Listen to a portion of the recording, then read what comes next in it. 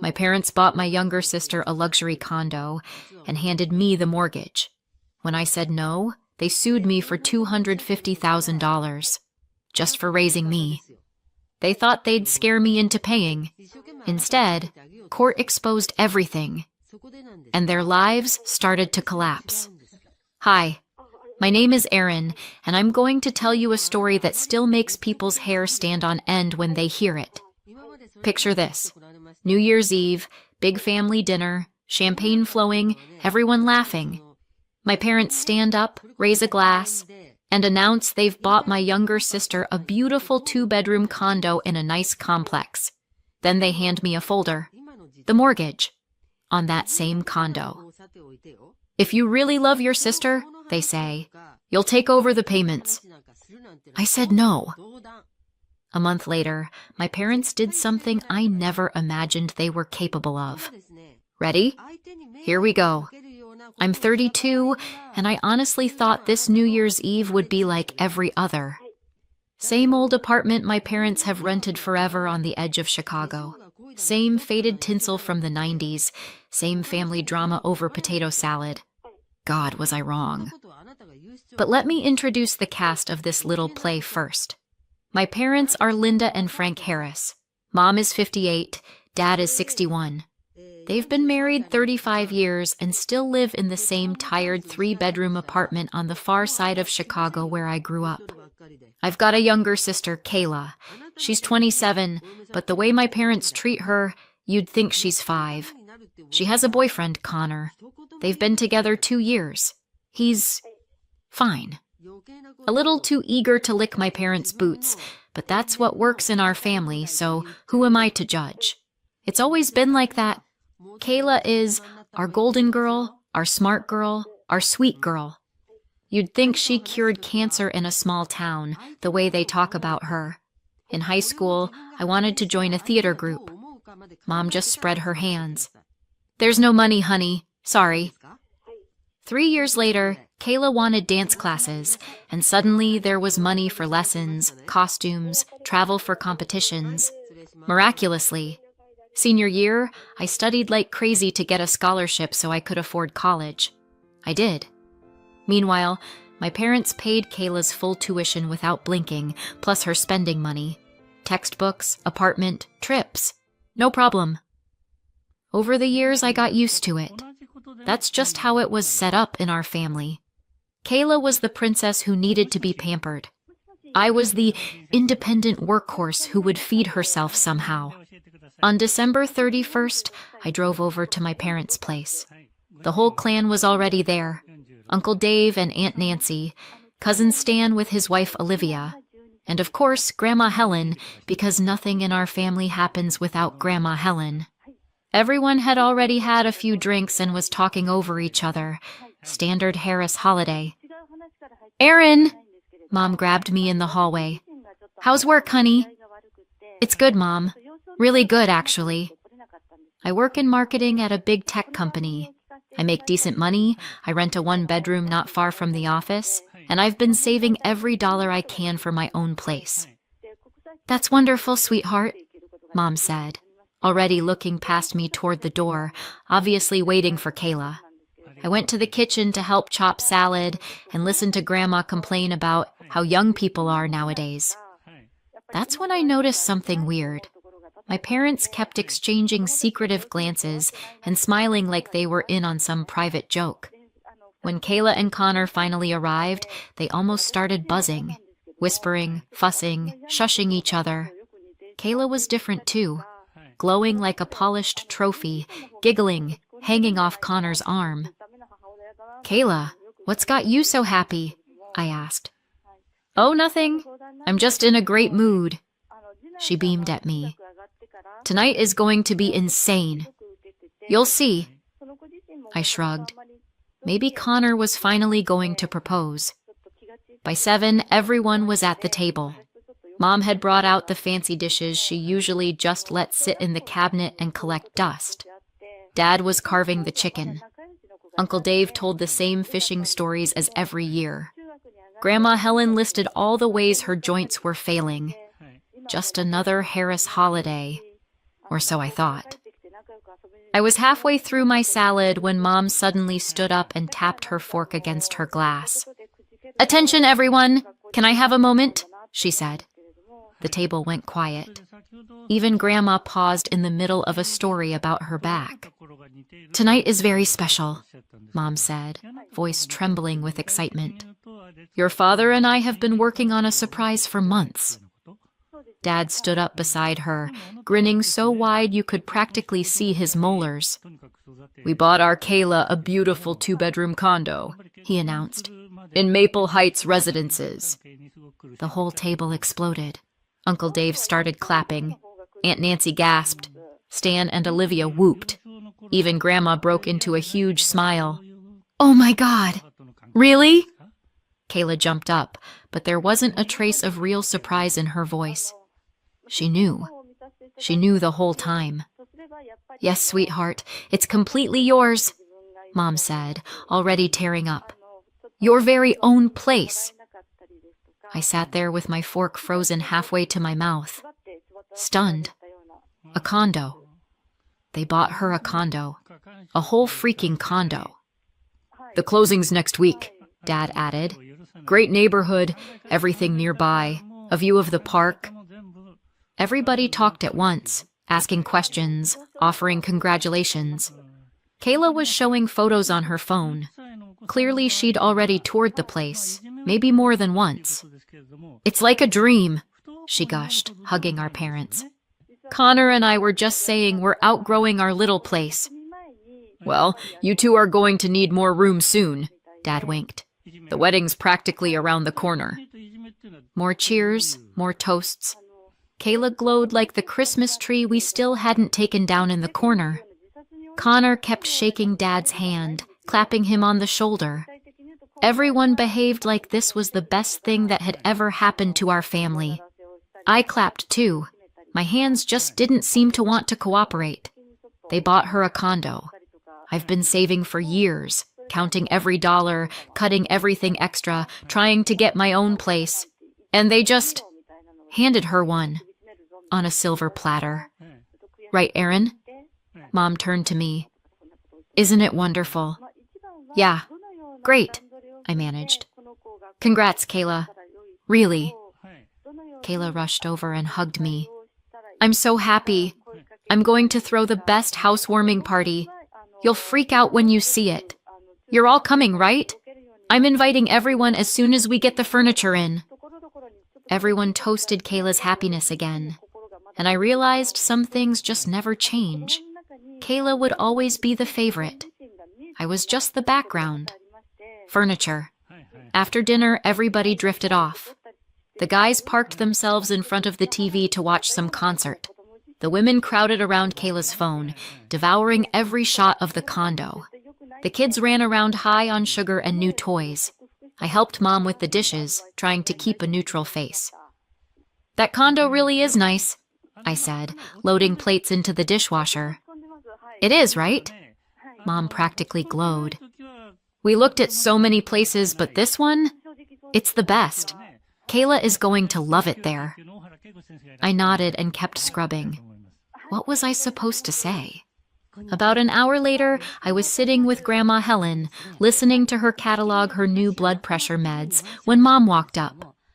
"Aaron, can you help me in the kitchen for a minute?" "Sure." I figured she needed help with dessert or something. But when I walked into the kitchen, Dad was already there, standing by the counter with a folder in his hands. They both looked serious, not excited, not proud. Serious. "What's going on?" I asked, suddenly on edge. Dad held out the folder. "This is for you." I opened it. A thick stack of papers, loan agreements, bank forms, payment schedules. "What is this?" I flipped through, confused. "These are the mortgage documents for Kayla's condo," Mom said calmly. I stared at them. "Okay. And why are you showing them to me?" Mom shrugged like it was obvious. "We had enough for the down payment, but we need you to handle the rest." "Wait." I set the folder on the table. "You want me to pay the mortgage on Kayla's condo?" They nodded in unison. like they were explaining the weather. You have savings, Mom added. You said so. And you have a good salary. This isn't a big deal for you. That's how you can show you love your sister, Dad said. We raised you to help family. For a second, I honestly thought I'd slipped into some parallel dimension. I do have savings, I said slowly, because I'm saving for my own place. I was planning to buy next year. Erin, please. Mom folded her hands like she was praying. We're a family. We have to support each other. I shook my head. No, I'm not paying someone else's mortgage. I've worked like a mule for that money. I'm going to buy my home, not sponsor my sister's. Dad's face darkened in an instant. You don't even need a condo, he snapped. You're 32 and still alone. No husband, no kids. You're going to end up an old maid. Who's going to need you? The words hit like a physical slap. I just stared at him. Kayla is young and beautiful, he went on. She has Connor. She has a future. She deserves that condo more. I looked from him to Mom, hoping she'd say something in my defense. She stared at the floor. I am not paying Kayla's mortgage, I said, every word clipped. Selfish, Dad spat. I grabbed my coat and my bag.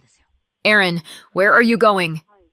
Kayla stuck her head out of the living room, all glowing and happy with her free condo that I was apparently supposed to finance. I don't feel well. I'm going home. I walked out without saying goodbye. Behind me, I could hear my parents saying something to the guests, probably explaining why I'd acted out. The drive home was a blur. Dad's words kept looping in my head. Old maid, no husband, no kids. Like my entire life was worthless because I wasn't married. I parked near my building and just sat there. It was quiet in the courtyard. Everyone else was celebrating with their families. Upstairs, I poured myself a glass of wine, sat on my couch, and cried. That's how I met the new year, alone on the couch, thinking about all the ways my parents had always treated me and Kayla differently. It had been like this since we were kids. Thousands of little moments proving Kayla mattered more. Nothing had changed. January 1st, in the morning, my phone rang. Mom. For a second, I actually thought, maybe they're calling to apologize. Erin, we need to talk. Her voice could have cut glass. You made a scene in front of the whole family last night. We had to tell everyone you got sick. Are you serious right now? Tomorrow I'm bringing the documents over, she said. You'll sign them, and the payments will start this month. Mom, I told you, I'm not paying Kayla's mortgage. You will, she snapped. A sister helps her sister. No, I said, slow and clear. I will never pay for someone else's condo. I hung up. The phone rang again immediately. I didn't answer.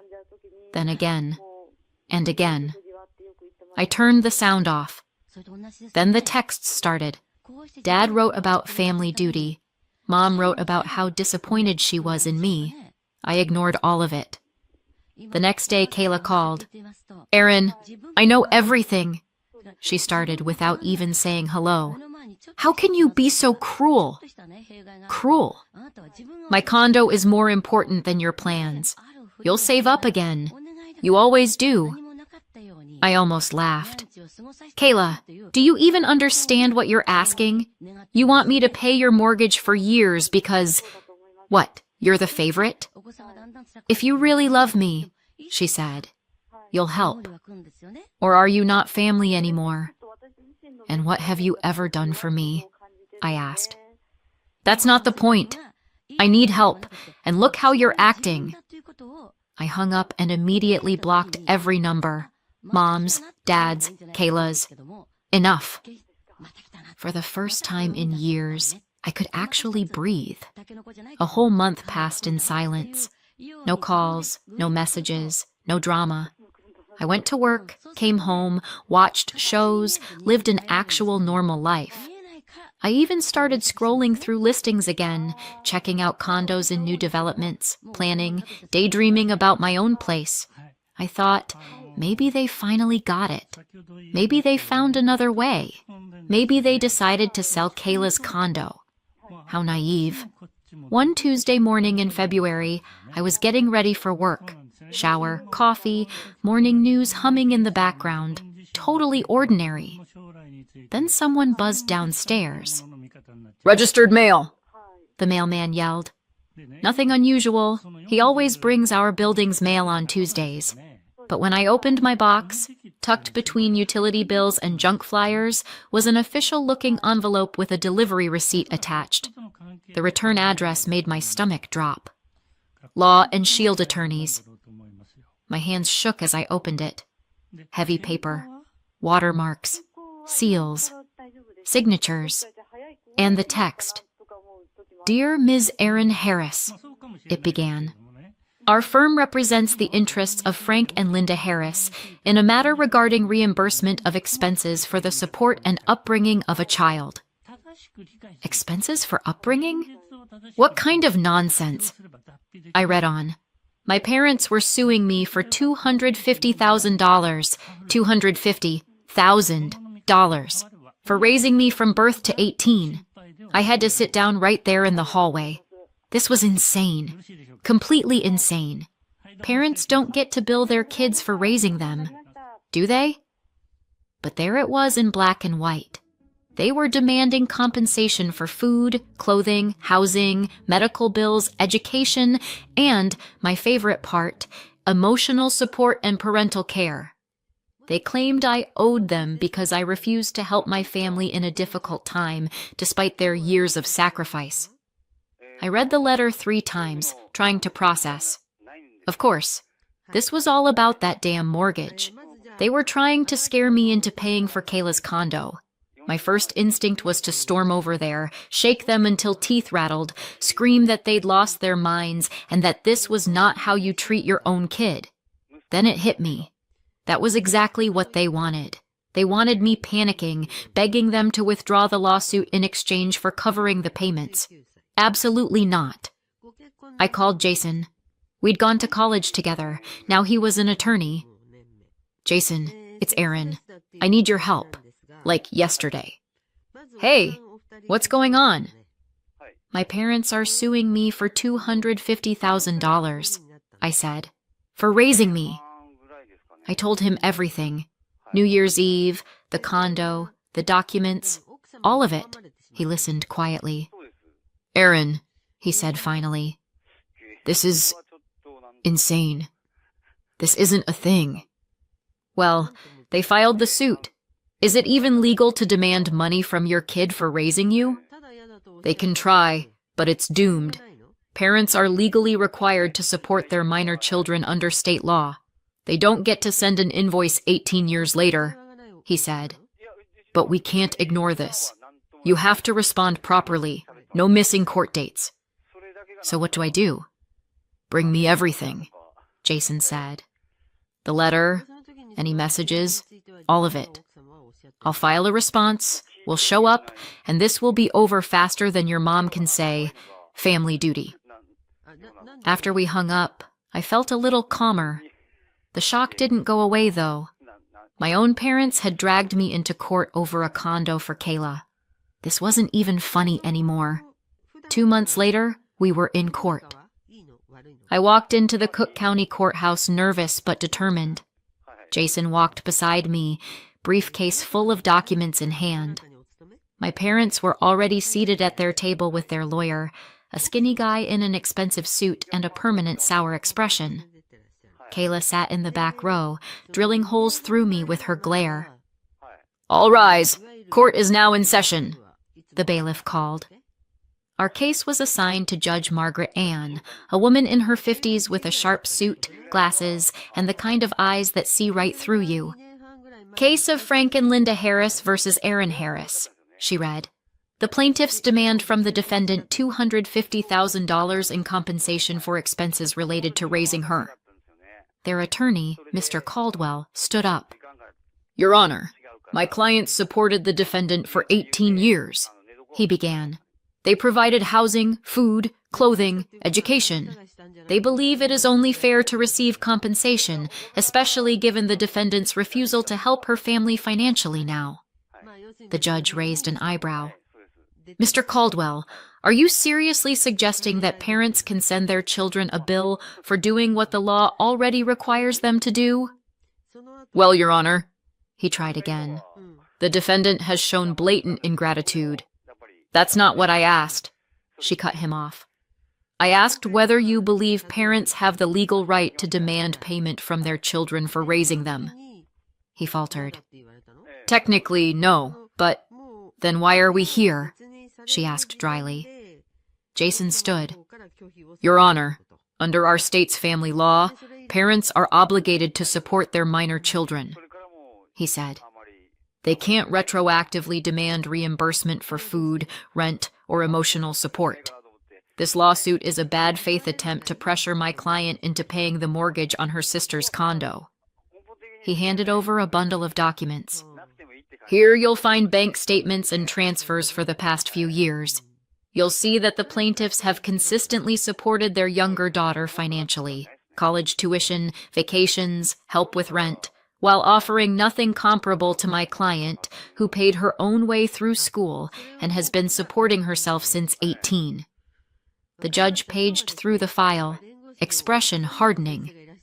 So, she said to my parents, you paid for Kayla's college, her living expenses, and helped with her housing. Mom bristled. She's our baby. Of course we helped her. And you, the judge nodded toward me, got a scholarship, worked through school, and paid for everything yourself. I nodded. Yes, Your Honor. And now, the judge continued, looking back at my parents, you want the daughter you didn't support to repay you $250,000, while the daughter you did support pays nothing. Did I get that right? That's not, Dad started. It's not like that. How is it then? She asked calmly. He didn't seem to have an answer. The judge flipped back to the front page of the complaint. This case is dismissed, she said. Frank and Linda Harris, you will pay all court costs and both parties' attorney fees. Parents cannot demand compensation from their children for fulfilling their parental obligations. This lawsuit is unfounded and abusive. Her gavel came down. It was over. My parents sat like they'd been hit by a truck. Kayla was sniffling in the back row. Their lawyer was already stuffing papers into his briefcase, clearly dying to get out of there. I felt relief and grief tangled together in my chest. It was finished. But at what cost? Consequences came fast. Gossip in our neighborhood spreads faster than a grease fire. Uncle Dave called the very next day. Aaron, I'm in shock, he said. Is it true Frank and Linda took you to court? For raising me, yeah, I said. They wanted $250,000. They've lost their damn minds, he said. We had no idea. If we'd known, we'd have talked them out of it.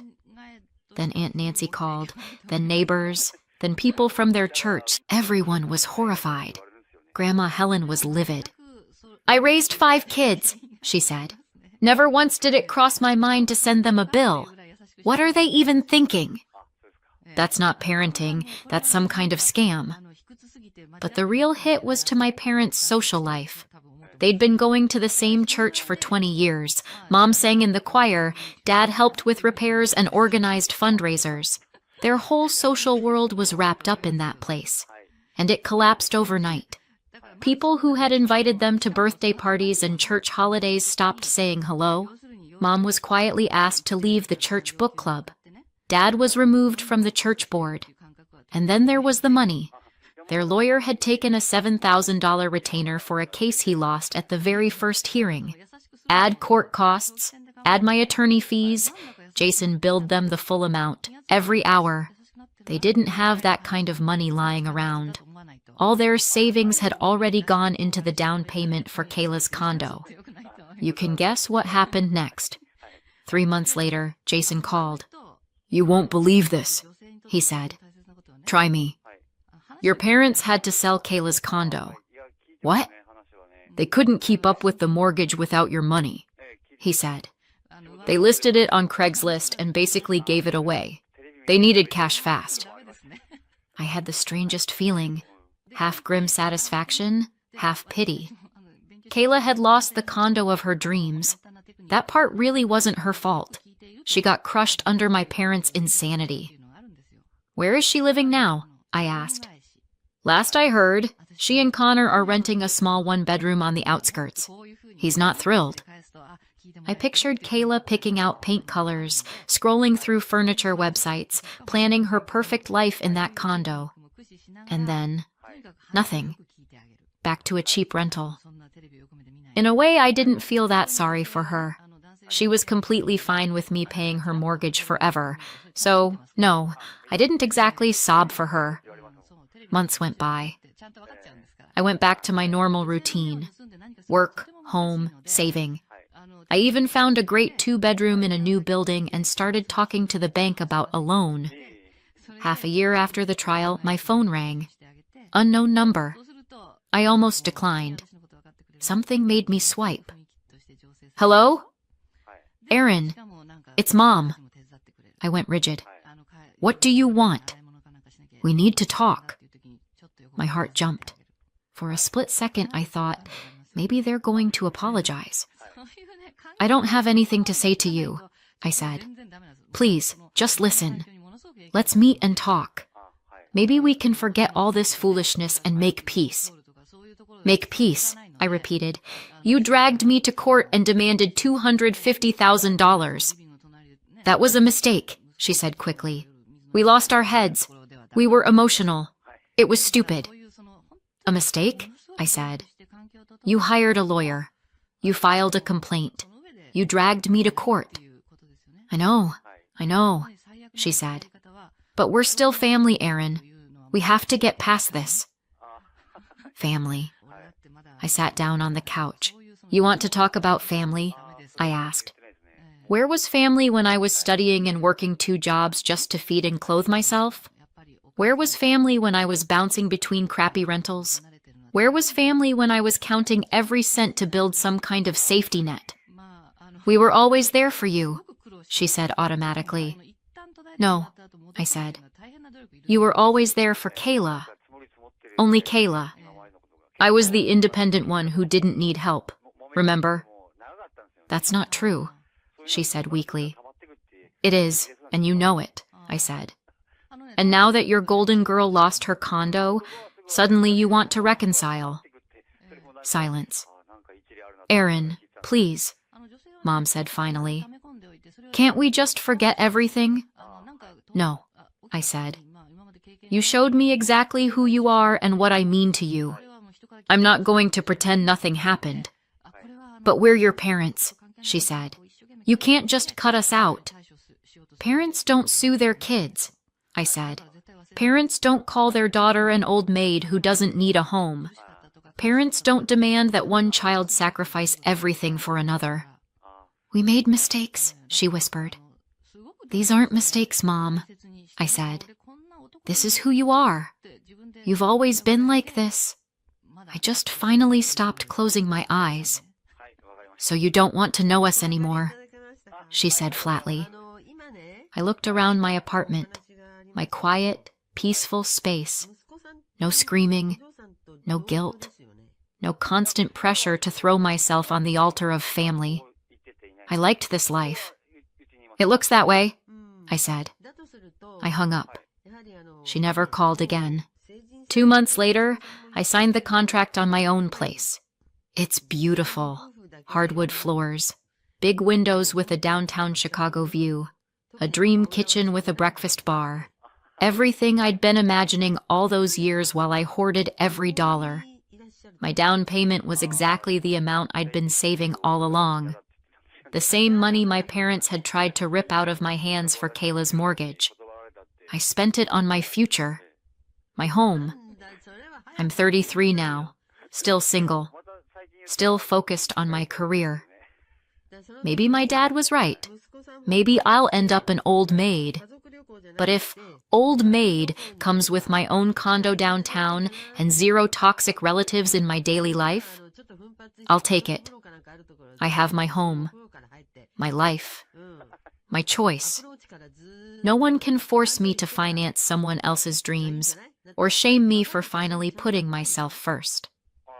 Sometimes I think about Kayla and wonder if she ever realized what our parents dragged her into. Instead of a free condo funded by me, she got a broken family and a tiny one-bedroom rental on the edge of town. But that's not my problem anymore. The most important thing I learned: sometimes the healthiest thing you can do is walk away from people who don't value you, even if they're your family. So what do you think? Did I go too far or not far enough? Let me know in the comments and subscribe for more. On vacation, my parents literally threw me out of my hotel room so my spoiled sister and her kids could take it. They told me to sleep anywhere or just fly home. Instead, I rented the most expensive penthouse. 3 days later, they regretted everything. My name is Danielle, and I'm the younger daughter, the one people remember when all the chairs at the table are already taken. Every Sunday, I drag myself to my parents' house in a cookie-cutter suburb just outside Chicago for family dinner. Lately, I've been running out of excuses not to go, so I just park my dented Toyota Corolla at the curb, take a deep breath, and ring the bell.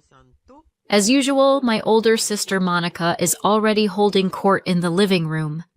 Her husband Brian hovers nearby while their kids, Sophie and Tyler, tear through the house like tiny tornadoes, taking out everything in their path. "Danny, you finally decided to show up," Mom calls out, barely glancing up from rearranging napkins on the table. No hug, no warmth, just a mild scolding, like I'm the late Uber Eats driver. "Hi, Mom." "Hi, Dad." Dad gives me a brief nod, but he's busy locked in a passionate debate with Brian about the eternal rivalry between the Bears and the Packers. I hang my jacket and head toward the dining room just in time to hear Mom's voice flip into worship mode. "You should have heard what the teacher said at the conference," she gushes. "Sophie is reading 2 grade levels ahead, and Tyler's coach from that elite sports academy thinks he'll make the starting lineup next year." Monica soaks it in like a paper towel in a puddle. "Well, I do Kumon with Sophie every night," she says modestly, loud enough for the neighbors to hear. "And I drive Tyler to extra practices 3 times a week. It's a lot, but what won't you do for your kids?" I sit down quietly. My presence barely registers. No one asks how my week was. No one asks about my job. No one ever does. What they don't know, and have never bothered to find out, is that 3 months ago, I pulled one of our biggest clients back from the edge of total collapse, got a fat bonus, and a promotion to senior project manager at a major tech company. The kind of salary that would make Brian choke on his craft beer. "Pass the potatoes, Danny," Monica says, giving me that look. The one that says, "Poor Danny. Still single. Still renting that sad little 1-bedroom. Still nobody." I pass the potatoes. Take a sip of wine. Another secret they don't know. A few weeks back, I asked my friend Kelsey, she works at a real estate agency and practically lives on Zillow, to help me find a place to buy. I'd finally saved enough for a down payment. With my new salary, a mortgage wasn't going to kill me. Why tell my family? Best case, they'd act like it was no big deal. Worst case, they'd find a way to make it about Monica, somehow. So I kept my mouth shut. A month after that Sunday dinner, Kelsey called me sounding way too excited for a Tuesday. "I found it," she said. "Corner 2-bedroom balcony, designer kitchen, new build, walking distance to the subway stop by the airport. You need to see it tonight." That evening, I drove over and fell in love the second I walked in. Quartz countertops, big windows, actual sunlight, not the gray mush I get in my rental. "This is it, Kelsey," I said, running my hand along the island. "I'm taking it. Start the paperwork." 2 weeks later, I signed the mortgage. I was officially a homeowner. The feeling was unreal. Pride, accomplishment, freedom, all rolled into one. I thought about telling my parents, but decided to hold it until the next Sunday dinner. Just once, I wanted to share good news and have it actually land. When Sunday rolled around, I drove to my parents' place with my secret burning a hole in my chest. But the second I walked in, I knew something was off. The air was buzzing. Monica's kids were bouncing off the walls more than usual, and my parents were practically glowing. "What's the occasion?" I asked, hanging up my jacket. Mom and Dad exchanged conspiratorial looks. "We've decided," Dad announced grandly. "The whole family is going on vacation to Florida, a resort near the Gulf Coast. Can you get the time off?" I paused. I hadn't had a real vacation in 2 years, and there were no urgent projects on my plate. "Yeah," I said. "I can take 2 weeks. Mom's face lit up. "Wonderful! The whole family together in Florida. It'll be magical." Her happiness caught me off guard. She actually seemed pleased I was coming. That was new, and for a moment I let myself feel included. "We fly out in 2 weeks," Dad explained. "We've been planning for a while, but wanted to make sure everyone could go before announcing it." I sat down. My news about the condo quietly slid to second place. A family vacation didn't sound so bad. Maybe away from the usual routine, they'd finally see me differently. Dinner continued with everyone talking over each other about Florida, what to pack, where to go, what to eat. My condo stayed my secret a little longer. The following Sunday, I showed up expecting more excited chatter about the trip. Instead, I walked into a funeral-level mood. Monica was slumped at the table, eyes puffy from crying. The kids were uncharacteristically quiet, doodling at the coffee table. "What happened?" I asked, setting my bag down. Mom and Dad exchanged worried glances. Monica sniffled dramatically before answering. "Brian and I had a huge fight," she said, voice shaking. "He refuses to pay for my ticket to Florida. Says I just sit at home and don't deserve a vacation." I bit my tongue to stop myself from pointing out that she literally does not lift a finger at home. Brian hired a housekeeper last year because housework gives Monica migraines. "So you're not going?" I clarified. Monica shook her head sadly. "Not unless Brian changes his mind. And he won't. He's stubborn as a mule." "It's okay," Dad said, patting Mom's hand. "We'll plan another family trip later. This won't be our last chance." The rest of dinner dragged by in gloomy tones. Everyone took turns comforting Monica about her tyrant husband. I stayed quiet, feeling a strange mix of sympathy and irritation. On one hand, Brian shouldn't be controlling the entire family budget on his own. On the other, Monica really doesn't do anything.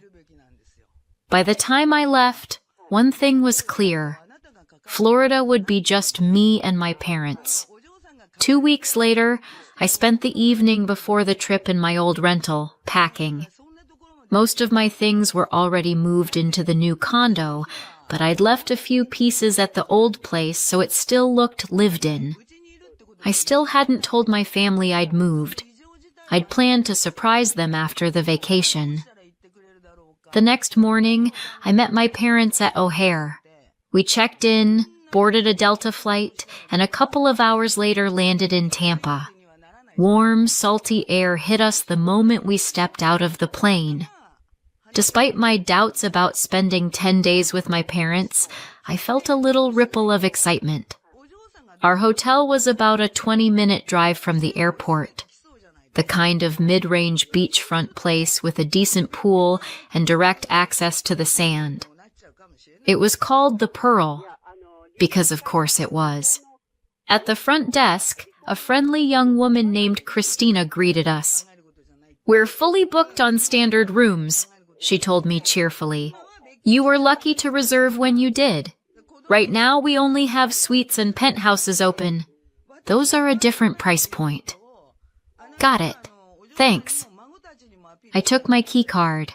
My room was simple but clean. Queen bed, small balcony, shower. Exactly what I needed. I unpacked, changed into shorts and a tank top, and met my parents by the pool for cocktails. The first 2 days we explored the area, swam in the ocean, adjusted to a slower pace. And you know what? It was actually nice. Away from home, my parents seemed more relaxed, less obsessed with comparing me to Monica. I caught myself enjoying their company more than I had in years. On the third day, everything went to hell. I was in my room, rubbing in sunscreen and getting ready for a lazy morning on the beach, when someone started pounding on the door like the place was on fire. I opened it to find my parents with anxious faces.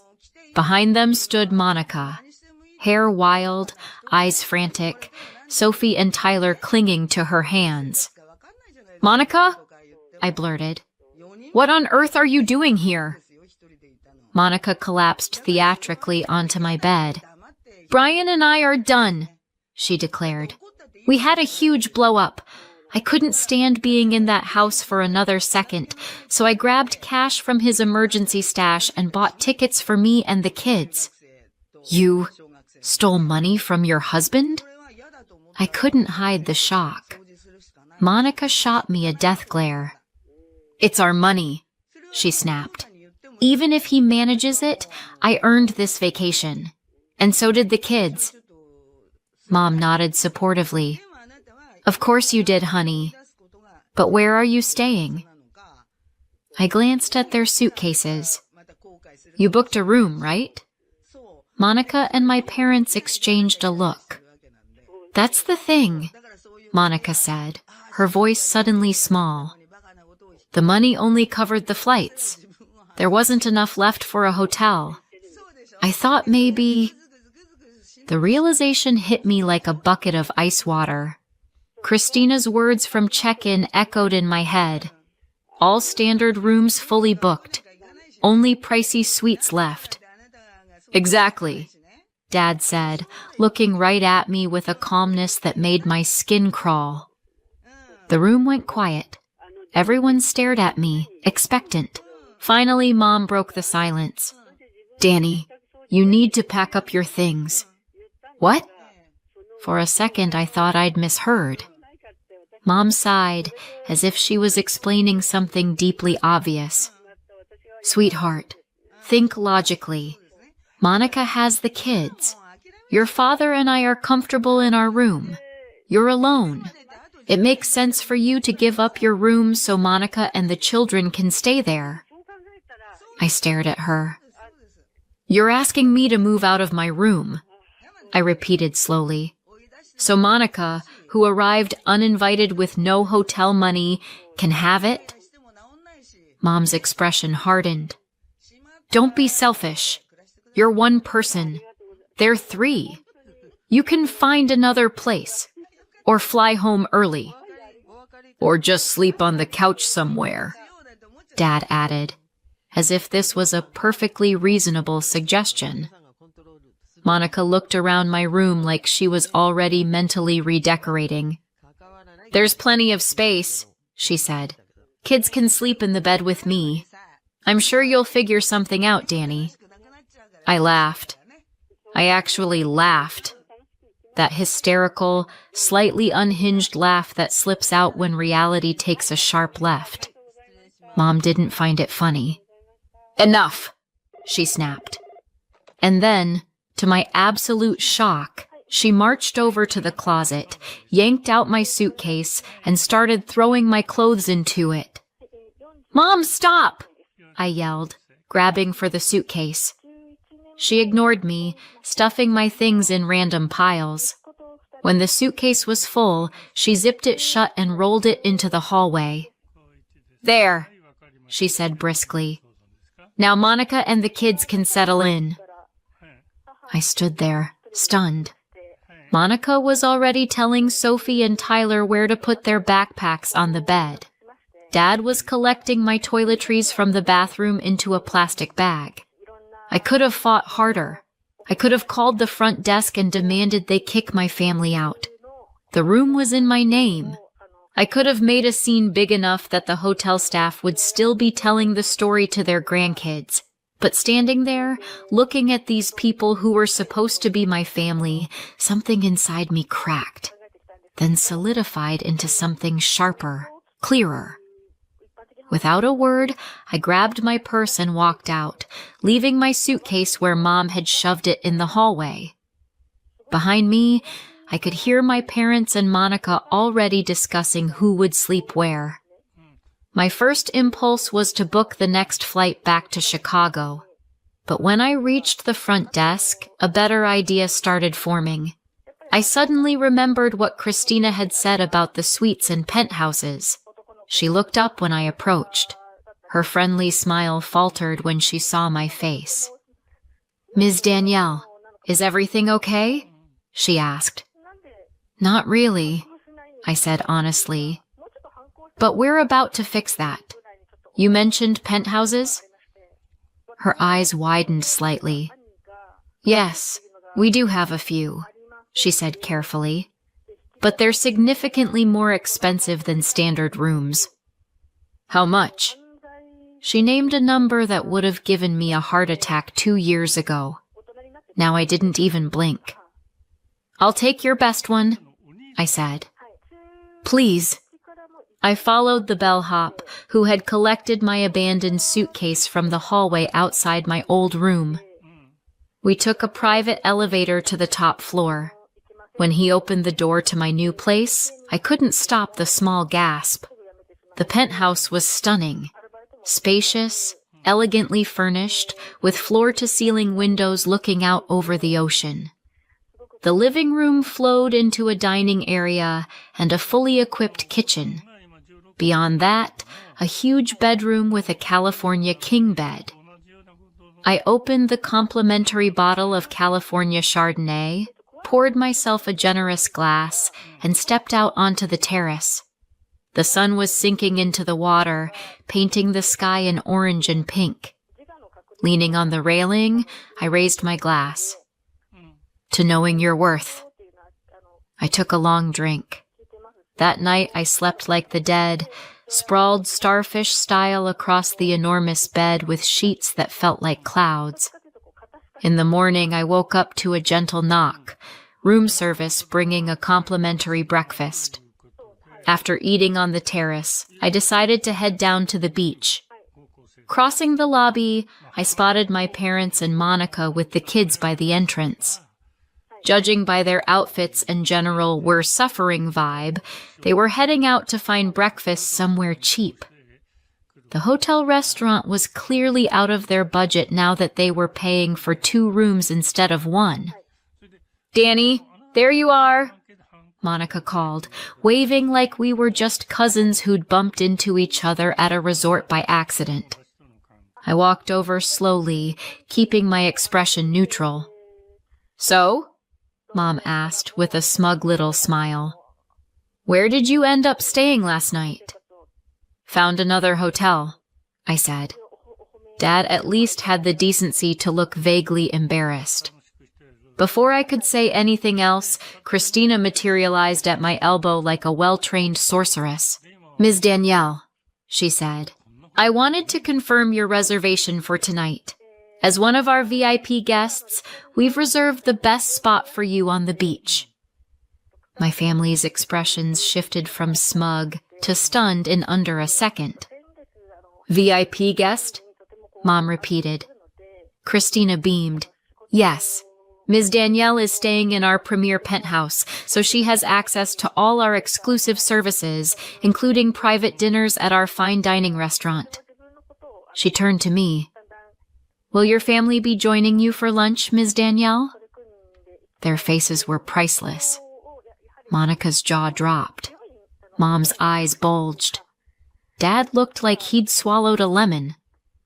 No, I said calmly. They won't be joining me. Of course, Christina said smoothly. Then I hope you all enjoy breakfast at Sunrise Buffet. She nodded politely at my family, referring to the cheap cafeteria 2 blocks away that every budget tourist flocked to. I gave my stunned relatives a casual little wave and headed to the beach, feeling lighter than I had in years. I spent the rest of the day enjoying every perk 5-star service could throw at me. I booked a massage at the spa, sprawled in a private cabana while staff brought me tropical drinks, swam in the ocean when the sun got too hot. I didn't think about my family once. That evening, I went back up to the penthouse to shower and change for dinner. The restaurant had a dress code, and I'd brought a little black dress specifically for a night like this. I was putting on earrings when someone knocked. Through the peephole, I saw the whole crew, parents, Monica, kids, all holding luggage. For a moment, I seriously considered pretending I wasn't home, but curiosity won. I opened the door, blocking the entrance with my body. What do you want? I asked. Mom didn't wait for an invitation. She squeezed past me into the penthouse. Dad, Monica, and the kids followed. Wow, Monica breathed, spinning around slowly. This place is amazing. Sophie immediately flopped onto the couch. Tyler pressed his face against the window. I stepped in front of them. Out, I said. Now. Danny, don't be like that, Mom scolded. We've checked out of our rooms. Monica and the kids left yours too. We'll all just stay here together. There's more than enough space. I almost laughed again. No, I said, once I found my voice. You're not staying here. This is my room. I'm paying for it. You're not welcome. Monica stepped forward, her voice oozing sugar. Come on, Danny. Don't be selfish. Look at all this room. We're family. Family? I felt my temper spike. Family doesn't throw someone out of their hotel room. Family doesn't turn their vacation into someone else's problem. Family actually cares about your life and celebrates your wins. This is ridiculous, Monica snapped. We already checked out of the other rooms. Sounds like a you problem, I said. To quote Dad from earlier, Danny, be reasonable, Dad said. We can make this work. Or, I replied, picking up the room phone, you can leave before I call security. You wouldn't dare, Monica said. I dialed. Front desk? I said when they picked up. I need security sent to my room to remove some unwanted guests. When I hung up, their righteous fury shifted to panic. You're not serious, Mom whispered. Completely serious, I said. You need to go. But where are we supposed to stay? Monica's voice shook. All the affordable rooms are booked. There was a knock. Christina arrived with 2 security guards. Is there a problem, Ms. Danielle? She asked. Yes, I said. These people need to leave my room and are refusing. Christina turned to my family. I'm afraid I'll have to ask you to come with me, she said politely. Wait, Mom blurted. What about our old rooms? Can we go back? Christina shook her head sympathetically. I'm sorry, but as I explained at checkout, those rooms have already been assigned to new guests. As she led them out, Mom looked back over her shoulder. This isn't over, Danielle. I closed the door without answering. On the terrace, my phone was buzzing non-stop. I finally picked it up. Text from Mom. We're in a tiny roadside motel by the beach. 1 room for all 5 of us. The bathroom smells like mold. Hope you're happy. Text from Monica. The kids are crying because the sheets are dirty. How can you do this to them? I turned the phone off and set it aside. Their guilt trips might have worked once. Not anymore. For the first time in my life, I was responsible only for myself. And I was finally putting myself first. The rest of the vacation was bliss. I kept my phone off, checking it once a day in case of an actual emergency. The angry messages kept coming for 2 days, then suddenly stopped. Later I found out why. A hotel employee mentioned that my family had already flown home a couple of days earlier. Mom had left a message at the front desk. We're going back home. Hope you're satisfied. I was more than satisfied. 2 weeks after I got back, I'd fully settled into my new condo and thrown myself into work. I channeled all the confidence I'd gained from standing up to my family straight into my job. I spoke up more in meetings, took on extra responsibilities. For the first time, I felt like I wasn't just surviving. I was building something. One afternoon, my phone rang. Mom's number. I'd been expecting that call, but my stomach still tightened. Hello? Danielle, where are you? Mom's tone was accusatory right out of the gate. We went to your old apartment and they said you don't live there anymore. That's right, I said. I moved. Silence. Then Mom's voice came back, suddenly syrupy and curious. You moved? Where? Give us the address. We all need to sit down, talk, and make peace. In the background, I could hear Monica whispering furiously. I bought a place, I said. My own place. I've got a mortgage. On the other end of the line, there was a stunned pause and then a muffled exclamation. You bought a condo? Mom finally managed. When? How? 2 months ago. I got a promotion and a pretty big raise last year, plus a bonus for that major project. Why didn't you tell us? Her hurt sounded genuine. It didn't move me. When exactly was I supposed to tell you? I asked. At Sunday dinners where you only talk about Monica? On vacation, when you kicked me out of my room? Another long silence. We need to meet and talk, Mom said at last. Family shouldn't fight. What's the address? We'll come this weekend. I took a deep breath. No, Mom, I said. I'm not giving you the address, and I don't want to meet. I need time away from all of you. Danielle, her voice sharpened. We're your family. You can't just cut us off. Actually, I said, I can, and until you understand why your behavior was unacceptable, that's exactly what I'm going to do. I hung up before she could respond. My heart was pounding, but my resolve was steady. In the months that followed, my family tried everything to reestablish contact. They called, they texted, they even sent emails to my work account. Some messages were furious, some were pleading, some were pure manipulation. I deleted most of them without finishing. Through mutual acquaintances, I heard that Monica and Brian's marriage was in serious trouble. The Florida incident had been the last straw. Now they were on the brink of divorce. I felt a flicker of pity for the kids. Then I reminded myself, Monica's choices are not my responsibility. I kept paying my mortgage, kept growing in my career, kept enjoying the quiet of my own space. A life finally built around my needs, not their expectations. They'd made it clear there was no room for me in the family unless I came last.